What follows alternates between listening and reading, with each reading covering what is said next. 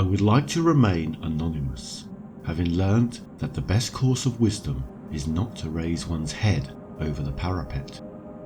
I have always tried to get through my days simply unnoticed, although I do believe this must be recorded somewhere before I die.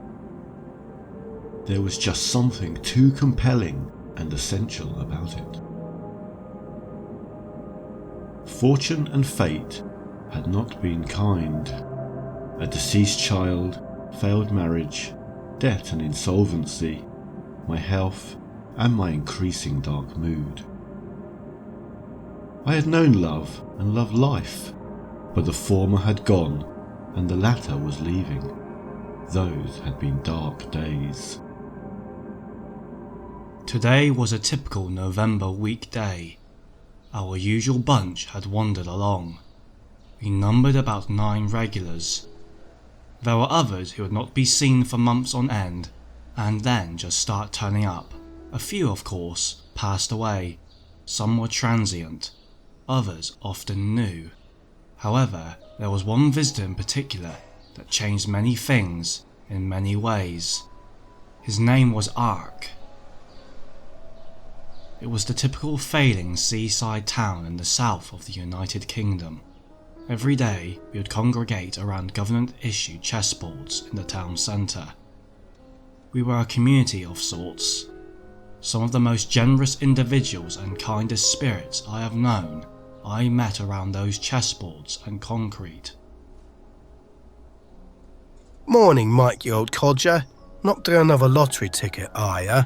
You'll never win, said Ryan, one of the homeless people who regularly came to the chessboards. Such a waste of a quid. You could have bought something useful at back of your beer. He laughed and sat down, taking a drink from his special brew can between drags on his cigarette. Mike laughed and replied, It's my thing, you know that. Mike put his cup of tea down and turned to Ryan, scrutinising him thoughtfully. Those cigarettes will kill you, you know. And special brew? Really? At this time of the morning? Only thing that'll keep me alive, mate. Yeah, just take it a day at a time, Ryan. We all arrive at the same place one day anyway, don't we?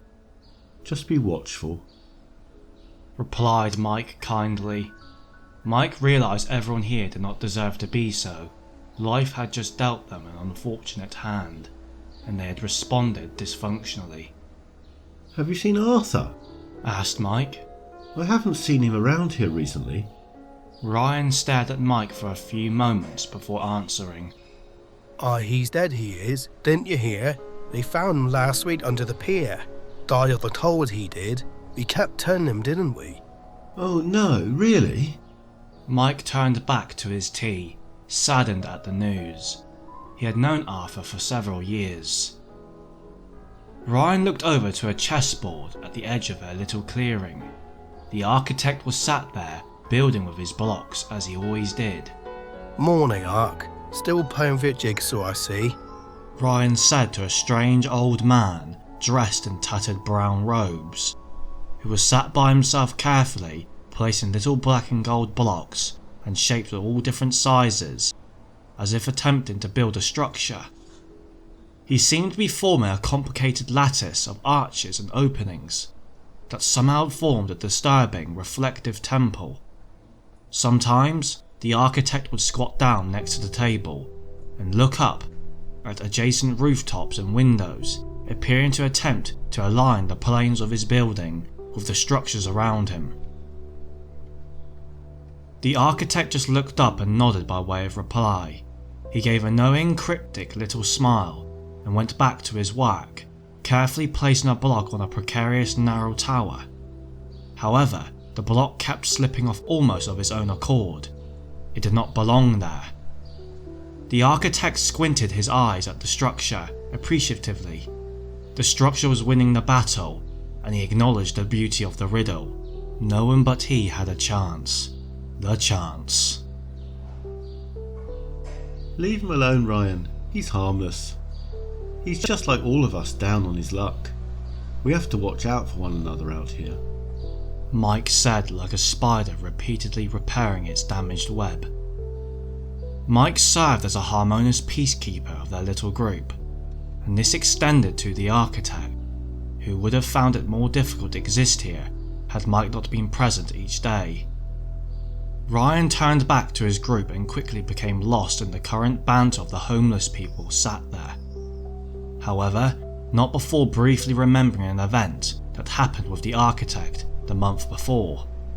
There had been an occasion where a regular named Spike had had a few too many drinks and for a laugh had decided to push the architect's jigsaw over. Spike had simply gone up to the architect's table and pushed the whole structure over, at which the architect had leapt up at an unexpectedly blinding speed and ferociousness, grabbed him by the throat in an iron grip, and proceeded to pummel his face with hammer-like blows. It had taken more than 10 of them to drag the architect off poor Spike. Things had eventually settled down. Spike was bruised and battered for over a month afterwards, and never spoke to the architect or disturbed him again. Mostly, the regulars ignored the architect. He was one of them, yet he was not, had become part of the furniture of their close group, and hardly noticed or spoken to anymore. When spoken to, the architect tended to reply in one-word answers, except for when replying to Mike. He received full sentences for some reason. 1 week later, on a typical rainy November morning, Mike found himself sat at the chessboards in the town centre. He had got himself and the architect a cup of tea. They were the only two present since it was so early.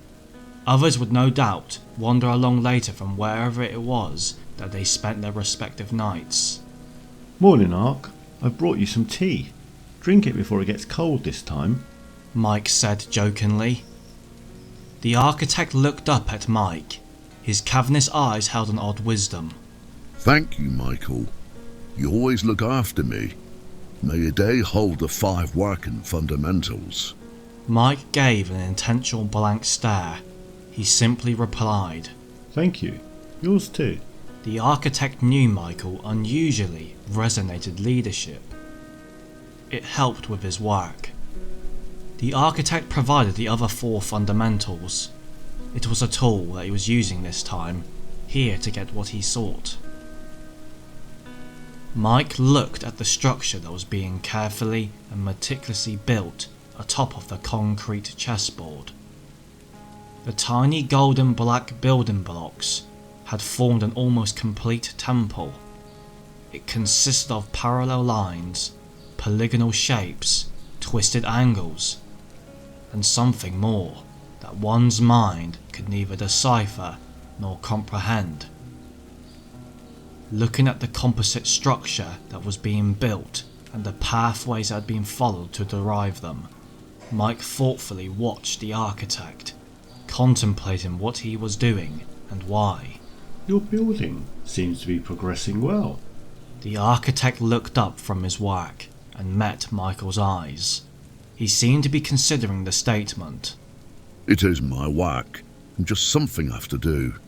I've built many of these. This one is proving quite challenging.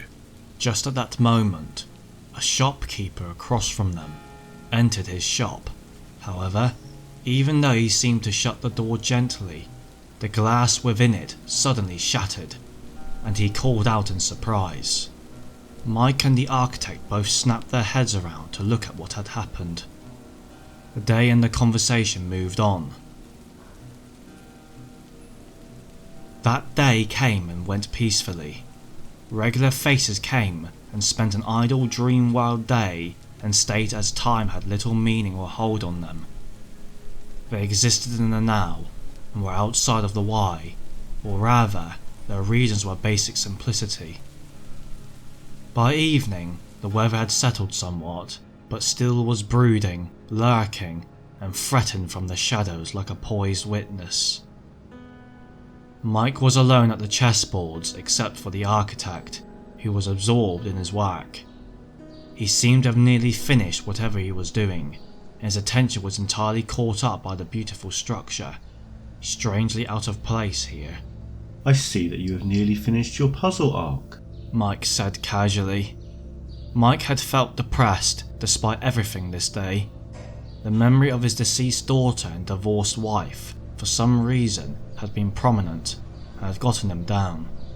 The architect looked up at him and replied, his brown tattered robes blowing in the wind, but his immaculate white hair stayed in place. He seemed somehow noble and beyond the time and place. Yes, I have. This has been a really challenging one. He chuckled. But I think I've nearly climbed the mountain and tamed the cold. The architect then did something strange. For the first time ever since Mike had known him, he stood up, walked gracefully over to Mike and placed an open palm, fingers spread onto Mike's forehead, and said, I just want to thank you, Michael. You alone have looked after me, being considerate, shown leadership, and shown some awareness of the situation. You have provided 1.5 of the 5 fundamentals. For that, I'm in your debt. The architect had an intangible warmth about him and smiled fundamentally. Mike felt his presence, his authority, his eternal depth of being at this moment. Mike just listened, appreciated, and was witness to something he knew was unique. The architect's gesture had generally surprised him. The next morning, once again, Mike arrived at the chessboards with his customary cup of tea, but something was missing. The architect was not there. Instead, all that was left were the remnants of the chessboard that was but a charred, disfigured shadow of what it had once been. The place seemed somehow empty now that the architect had left, devoid of opportunity. However, the debt had been paid. Thoughtfully sat at his chessboard sipping his tea, the morning held much promise. Mike knew in his heart that Ark was fine. There had been something about his demeanour the night before. He had succeeded in whatever it was he had wanted to do. Mike knew this. Yes, the architect indeed had triumphed. This battle was over and he had conquered. He had received the golden note that he had worked hard for. He had unlocked one note of the song. His work here indeed was done. Later that morning, the rain having ceased, a typical November Saturday, Mike found himself among his group. About 20 of them had gathered this day. Everyone seemed to be in a good mood. Individuals chatted, joked, and spoke with an air of fragile optimism. They were as a one and partaking of the present experience of life. Mike's mood had picked up, and he enjoyed their company, and yet he did not belong. Got your lottery ticket again, I see. Teased Ryan good-humouredly. I want my cut if you win. You know that, don't you? Mike laughed. Sure, everyone will be looked after if I win. Mike said without a thought, knowing it would not happen anyway. I want a mansion. Called out Jodie from where she was sat atop of a bench besides them. And I won 100-footer yacht. And a year's supply of beer. Joked Greg. Sure, Replied Mike. anything for you lot. I'll buy you all a burger each, and that'll be it. He laughed loudly. Even me? Added Jodie playfully. Okay, you get fries of your burger. Mike playfully stuck his tongue out at her. Jodie laughed deeply. Mike tucked the lottery ticket into his top pocket. He would scratch it off later.